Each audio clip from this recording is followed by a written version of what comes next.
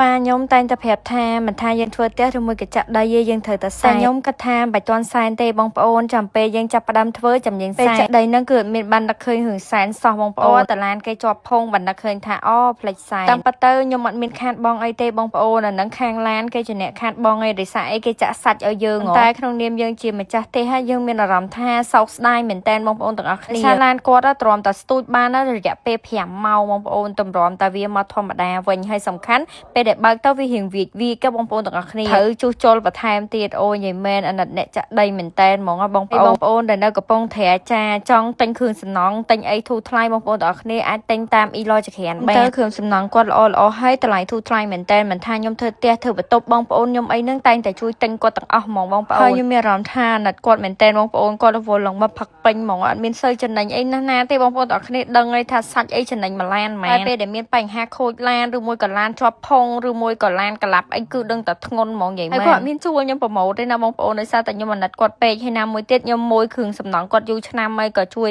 ប្រាប់បងប្អូនដែលនៅកំពង់ត្រាចង់ធ្វើអីហ្នឹងក៏មកពីគាត់ទៅបងប្អូនហើយនិយាយរួមទៅសេវាកម្មគាត់ល្អមែនតើបងប្អូនចង់បានម៉ោងប៉ុន្មានក៏ដាក់ឲ្យដែរតែពេលហ្នឹងគាត់អត់រវល់អញ្ចឹងណាបងប្អូនហើយគាត់មានឡានច្រើនសម្រាប់ដឹកអីវ៉ាន់ឲ្យយើងដែរអញ្ចឹងណាហើយឡានគាត់បងប្អូនធ្វើមកយកក៏អត់ងាយទាញមកវិញបានដែរបងប្អូនឃើញទ្វារឃើញអីអត់គឺវាចអស់លីងហ្មងបងប្អូនហើយបើជាងនៅផ្ទះខ្ញុំវិញអូយយីមែនឆោឡោឡើងពេញហ្នឹងហ្មងខ្ញុំគេខ្ញុំមិនដឹងទេបងប្អូនខ្ញុំមកហ្នឹងគឺគេចាប់ផ្ដើមស្ទូចបានពាក់ក្រាប៉ុន្តែតាំងពេលដំបូងអូយយីមែនវាលក្ខណៈថាធ្ងន់ធ្ងរមែនតើហ្មងបងប្អូនវាឡើងបាសកង់ហ្មងរួមទៅគ្រាន់តែធ្វើបន្ទប់ពេកបងប្អូនប៉ុន្តែមួយរយៈនេះគឺបញ្ហាច្រើនមែនតើហ្មងនិយាយត្រង់ហើយពូជាងខ្ញុំនិយាយរួមទៅឆោឡោពេញហ្នឹងហ្មងបងប្អូនដោយសារអីគាត់អត់ដឹងថាជួយតាមវិធីណាអញ្ចឹងណាខ្ញុំគ្រាន់តែភ្ញាក់ពីដេកមកបងប្អូនអត់មានដឹងរឿងអីសោះចេញមកឡើងសេ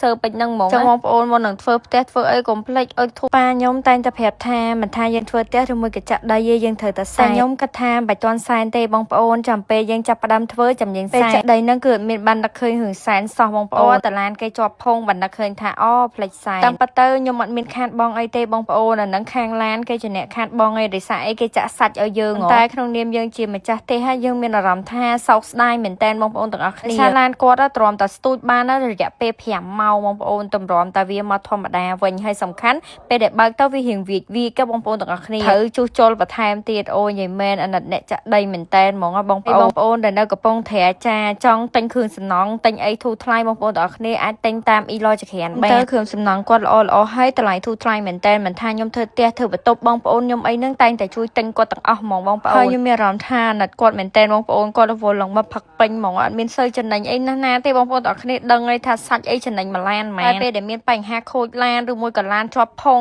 ឬមួយក៏ឡានកន្លាប់អីគឺដឹងតែធ្ងន់ហ្មងនិយាយមែនហើយគាត់មានជួលខ្ញុំប្រម៉ូទទេណាបងប្អូនដោយសារតែខ្ញុំអាណិតគាត់ពេកហើយណាមួយទៀតខ្ញុំមួយគ្រឿងសំណង់គាត់យូរឆ្នាំហើយក៏ជួយប្រាប់បងប្អូនដែលនៅកំពង់ត្រាចង់ធ្វើអីហ្នឹងក៏មកពីគាត់ទៅបងប្អូនហើយនិយាយរួមទៅសេវាកម្មគាត់ល្អមែនតើបងប្អូនចង់បានម៉ោងប៉ុន្មានក៏ដាក់ឲ្យដែរតែពេលហ្នឹងគាត់អត់រវល់អញ្ចឹងណាបងប្អូនហើយគាត់មានឡានច្រើនសម្រាប់ដឹកអីវ៉ាន់ឲ្យយើងដែរអញ្ចឹងណាហើយឡានគាត់បងប្អូនធ្វើមកយកក៏អត់ងាយទាញមកវិញបានដែរបងប្អូនឃើញទ្វារឃើញអីអត់គឺវាចអស់លីងហ្មងបងប្អូនហើយបើជាងនៅផ្ទះខ្ញុំវិញអូយយីមែនឆោឡោឡើងពេញហ្នឹងហ្មងខ្ញុំខ្ញុំមិនដឹងទេបងប្អូនខ្ញុំមកហ្នឹងគឺគេចាប់ផ្ដើមស្ទូចបានពាក់ក្រាប៉ុន្តែតាំងពេលដំបូងអូយយីមែនវាលក្ខណៈថាធ្ងន់ធ្ងរមែនតើហ្មងបងប្អូនវាឡើងបាសកង់ហ្មងរួមទៅគ្រាន់តែធ្វើបន្ទប់ពេកបងប្អូនប៉ុន្តែមួយរយៈនេះគឺបញ្ហាច្រើនមែនតើហ្មងនិយាយត្រង់ហើយពូជាងខ្ញុំនិយាយរួមទៅឆោឡោពេញហ្នឹងហ្មងបងប្អូនដោយសារអីគាត់អត់ដឹងថាជួយតាមវិធីណាអញ្ចឹងណាខ្ញុំគ្រាន់តែភ្ញាក់ពីដេកមកបងប្អូនអត់មានដឹងរឿងអីសោះចេញមកឡើងសេ